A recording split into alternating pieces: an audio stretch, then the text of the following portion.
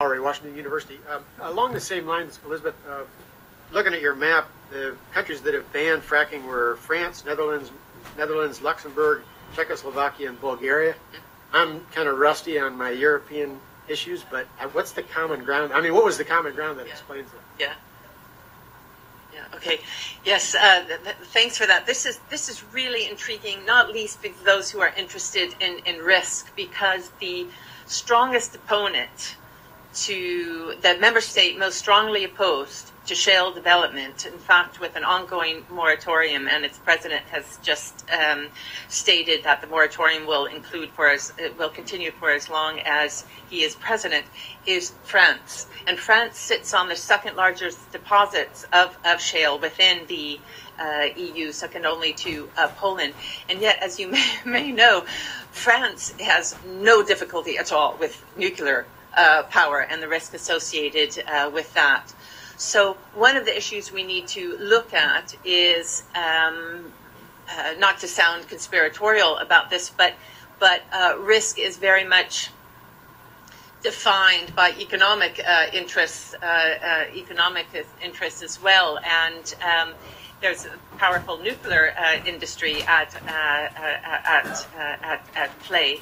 But the other strong element, the other strong factor explaining France's opposition, looking at the documentation there, and not to stereotype, but again, you might expect that, is aesthetic. Okay, that I don't think nuclear power plants are terribly attractive, but the main concern after the normal risk factor, the risk factors, the main concern voiced by French respondents is that it would be ugly and deface the landscape, and there's a very strong commitment to the land. Okay, where the other the short answer I should have given first. There's no obvious common.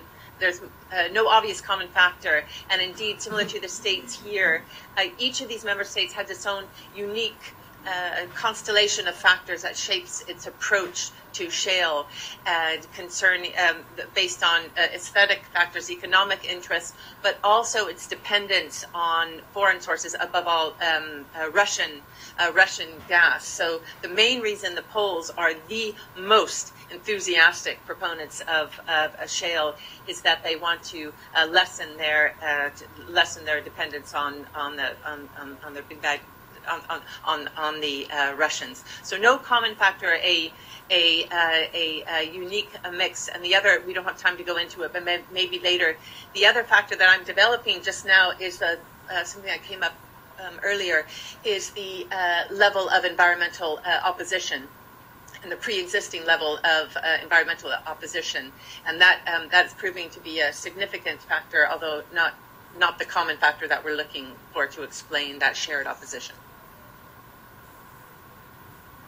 So Gabrielle. Hi, this is Gabrielle from Carnegie Mellon University, and I have a question for Professor LaPierre, and this has to do with the approach that you're taking in New Brunswick. It's quite a small province, and so I was wondering if you could speak a little bit to the scalability of your approach and how well you think that would scale up to, let's say, places that are much more populous in Canada or even in the States. Well, I guess New Brunswick is a small province. It's 700,000 people, 750. So it's very small. And the larger communities are close together. In New Brunswick, we looked at a process that would fit New Brunswick, because we think the debate needs to be tailored to what you're working with.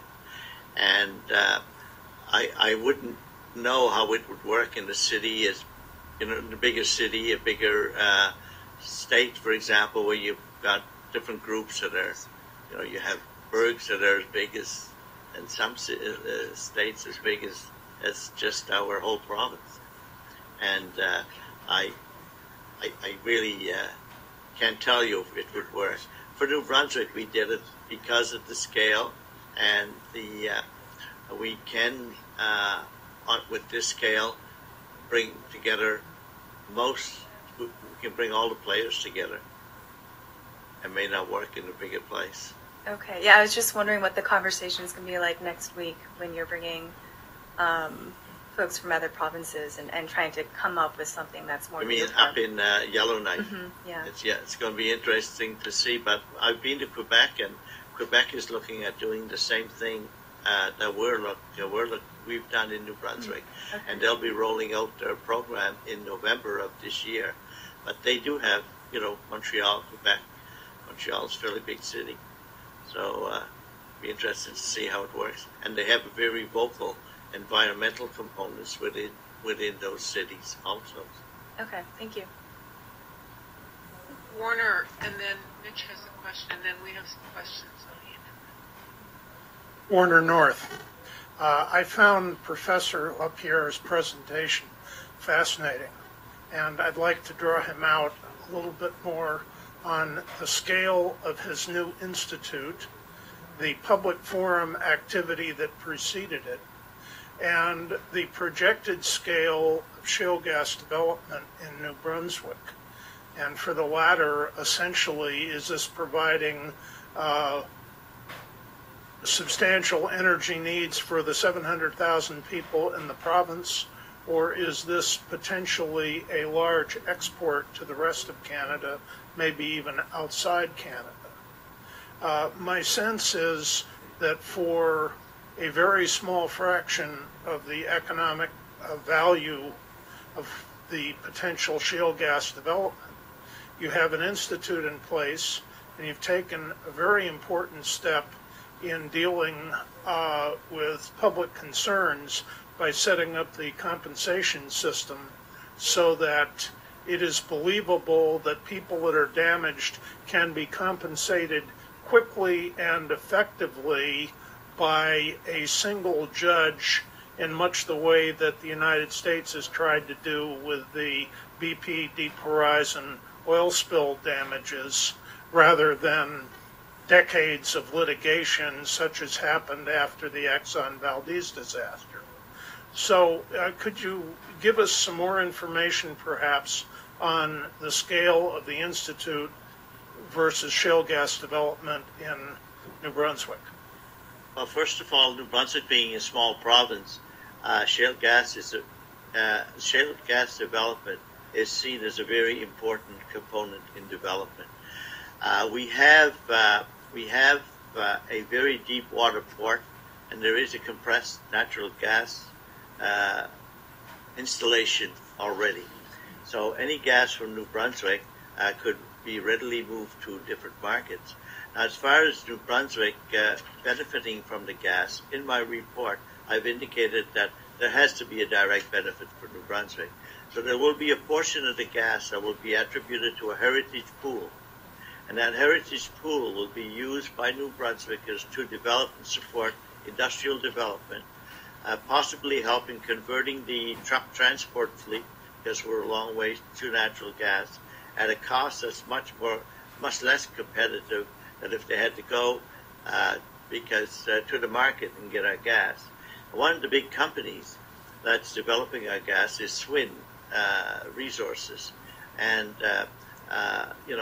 they certainly would like to take the gas, bring it to New York, to sell it back to us at New York prices. But and government has decided that there will be a heritage pool. Currently, it's a stepwise progression in New Brunswick. Currently, the gas volume is being assessed. It should be finalized this year. Once that is done, there will be a business case study put forward.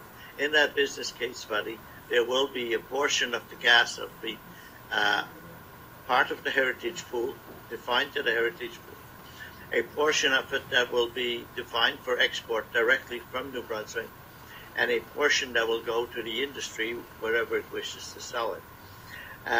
Once that's done, the business plan is put in place. There will be some pilot wells drilled. Those pilot wells will be it will be a step progression. The pilot wells will then apply the new regulations, and once the pilot wells have been drilled, they'll be assessed. Has the regulations met the issues? Are we getting what we should be getting? And can we move forward? If that's the case, the Institute is the body that's going to assess whether the criteria were met. They'll be defined before the wells are drilled, and then the Institute with its fellow scientists will decide if yes or no the criteria have been met, and should we proceed, and how should we proceed? Should we drill 1,000 wells right away, or should we drill another 10 wells, or and look at different basins? So that is the process that New Brunswick has agreed to follow. So we're looking at a 10-year horizon to really move into a shale gas development at major scale. But in the meantime, the data will be collected, the rules will be applied, and that is essentially how we decided to move to address the issues in New Brunswick. First of all, we have to define if industry there's enough gas to support an industry.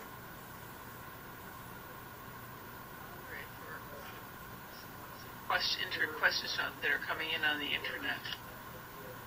Yes, this is on.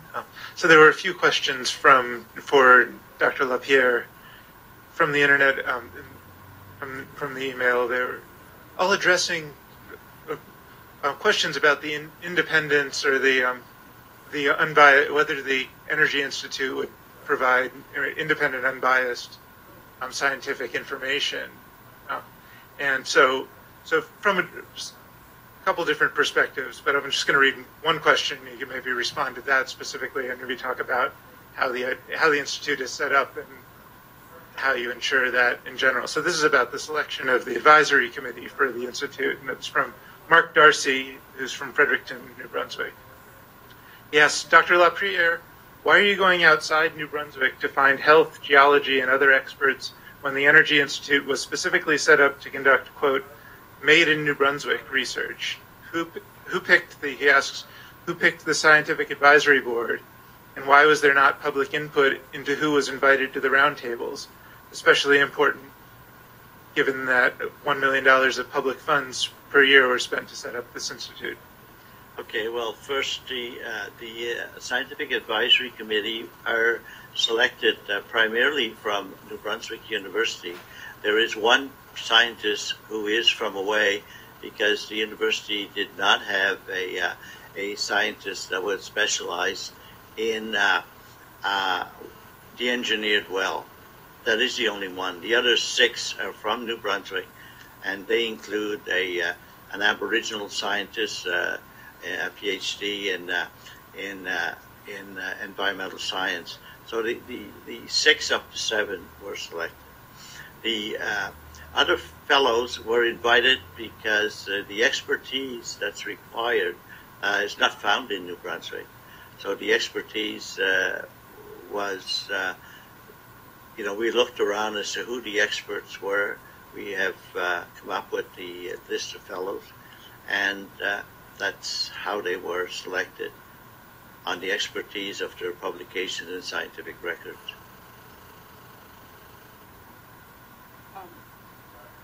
Final comment for this particular part of the session will come. Right, thank you. It's actually both a comment and then a question. It's in response to Nancy Sindig's point about sustainability. So we did, if you go back and look at Richard Newell's presentation from the first workshop, that was on global climate change implications of shale gas, and his presentation, the slides, as well as his paper, includes an assessment of the potential for natural gas to replace or delay adoption of low-carbon energy sources, the potential for low natural gas prices to increase domestic and global energy demand, the implications of increased natural gas usage in the transportation, industrial, commercial, and residential sectors, and the effects of low-cost gas on national climate policies and international climate negotiations. So I think we did address it to some extent. I agree with you; it needs to be reemphasized as part of the governance. And so, I'd like to ask Elizabeth a question. You mentioned one of your principles, or one of your earlier slides before the sustainability question, was on benefits and revenue sharing and the importance of that. And so I believe one point that might have come up again in the first workshop, if not I'll emphasize it, is that some of the communities that are uncertain about shale gas development have said, okay, we'd like some revenue sharing, benefit sharing, and we'd like a significant portion of that to go to renewable energy investments, so that at least in our communities, it may be a transition. So has that idea come up at all? Mm-hmm. Yes, thanks. I'll keep this brief. So one of the many local initiatives was precisely as Mitchell was saying, which is namely that because locals in Europe don't get these royalties, they don't own the mineral rights; those belong to the state. So you need to win their support in other ways. And one of the most innovative is just what you say, that for every well not drilled, this is for every exploration.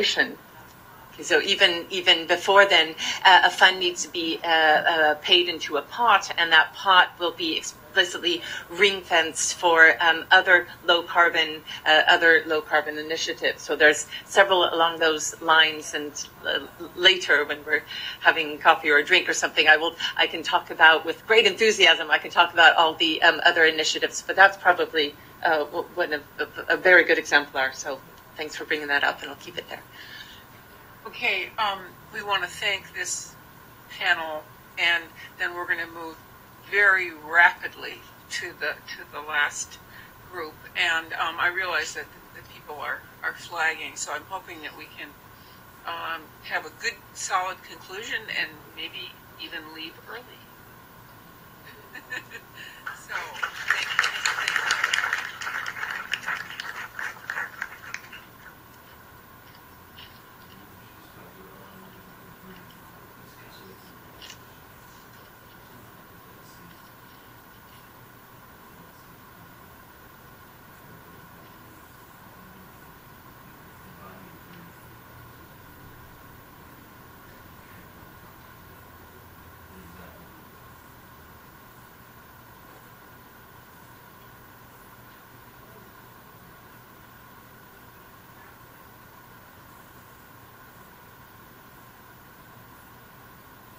Asked 4 of our speakers during the day to make some final comments based on our deliberations during the day and what they've heard and their takeaway points. We're going to ask Sarah Fullenwider to start off the panel because she may have to leave early, so she will go first, and then we will hear from her. Thank you very much. I appreciate the invitation to be a part of this workshop. I leave you with this cartoon because I think this illustrates what happened to a lot of people in Fort Worth when they weren't expecting what was coming. Of course, that's not a gas well, but I think it does depict what some unsuspecting residents found. Maybe not quite this close to their house, but hopefully with their ordinance. But I think when you're talking about putting in regulations, you have to think about who's going to be enforcing those regulations. The State Railroad Commission has 25 field inspectors for 161,000 miles of pipeline and 83 field inspectors for about 400,000 gas wells. We have 2 inspectors now for our 2,000 gas wells and our 600 pad sites. So you have to take into consideration, you can adopt all the regulations in the world for this industry, but if you don't have the enforcement tools, you're left with nothing really, because it's not going to do you any good. If they know that you're not out there and you're not enforcing it, then they will push the envelope, as most everybody will, just like when you are driving your car and you don't think there's a police officer around and you need to get somewhere fast. So the other thing that I would point out to you is that the citizens are a great tool for helping you enforce. The industry has to post a sign on each gas well pad site with a 24-hour, 7-day-a-week number belonging to the industry that the citizens can call if there is a problem or they spot anything. Our gas inspectors also have a 24-hour, 7-day-a-week phone number that the citizens can call if they spot a problem or if they don't get the right response back from the industry. And so it is the citizens that are most impacted by these gas wells that are actually the enforcers, that are actually looking out, watching the spills, and they know. They are very educated. They get on the internet and they know. They do all the research, and so they know when something's not going on. The other thing I would point out is that the industry is a business. What we found out, I mean, it's a cost-benefit analysis, and they are going to do what it takes. They have the answer to the shareholders. So obviously they have to get the gas out of the ground into the market. But I believe, really, we have pushed the envelope with our gas drawing ordinance. But they've accepted it because, one, we had a lot of workshops. We had a lot of committees made up of the industry and the citizens and tried to find that middle ground where they could get the gas out, but we could also protect the citizens. So I think that's really, really important to keep that in your mind. Any kind of regulation, if they can still get out there and drill and you can still get the protections that you need to your citizens, then you found that happy middle ground. It's when I think that you're going to push too far, they're either going to do one or two things. They're going to leave the gas in the ground, and the people who own the gas are not going to benefit from that, and the country will not benefit from it. Or they'll go into litigation. And we've just been lucky in Fort Worth because the industry has been willing to work, I think, and understand that it's the community they have to answer to. And it's the political pressure and the citizens' pressure on the industry that really forces them, not so much our $2,000 a day fine, that really forces them to do what they need to do and what the citizens want them to do. I mean, they've gone as far as giving money to the Christmas parade, to developing parks, to planting trees way far away from gastro sites. You know, they go to the citizen again and ask for it. So I think that the citizens are a good tool, and I think you also need to look at when you've got state regulations and the cities are trying to cope with being preempted from those state and federal regulations, how can the two work together? How can the two entities come together and maybe the municipalities be the eyes for the state and the federal and be a reporting agency for them as well? Because those are the people that are on the ground. Those are the people that are hearing from the citizens. So I would think that we need to keep that in mind as well. So thank you. Thank you, Sarah. I think we'll have Anna. I'll continue with the enforcement theme and suggest other ways in which we can enlist citizens and governments in improving inspections and enforcement. One way to help citizens who can't get access to the sites or who can't visually inspect sites is to simply disclose the thousands of inspection records